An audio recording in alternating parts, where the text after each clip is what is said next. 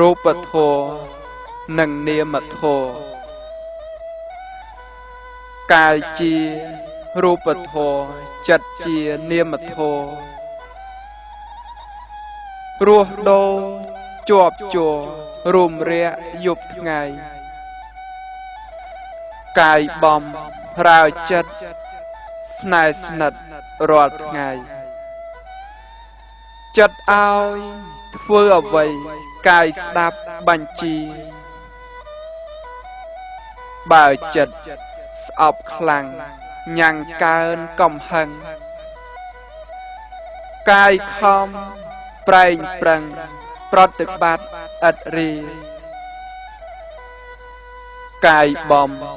ពេញសពដាល់តបប្រហាបងកហិង្សាតាមតែចិត្តញាក់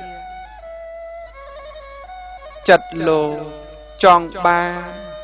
នាំប្រាណឲ្យខុសចាកធោសពរោះបំរើរាគាកាយហ៊ានលួចប្លន់ព្រោះចិត្តលោភៈអត្តាទាញទាក់ទុំលាក់ផ្លូវមីកាលរូនៅរស់ចិត្តប្រែយប់ថ្ងៃដល់ពេលរូបខ្សែចិត្តដោះដៃលា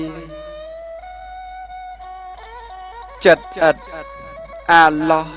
គ្រារស់រួមគ្នា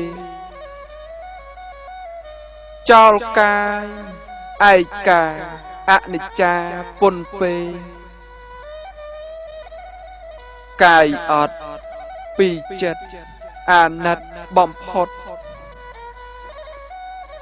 គេកប់គេដុតសែនមហាសង្វេដូច្នេះ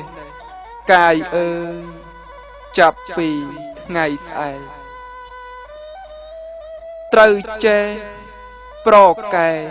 ពាក្យបាញ់ជាផងរៀនត្រៃសិក្ខាតាមដីការព្រះយកជ័យជុំនះឲ្យឈ្នះចិត្តម្ដងមិនធ្វើតាមទេរឿងរ៉ាវសៅមកធានារ៉ាប់រងធ្វើតែកម្មល្អសូមអនុមោទនាជ្រះថ្លាអនុមោទនា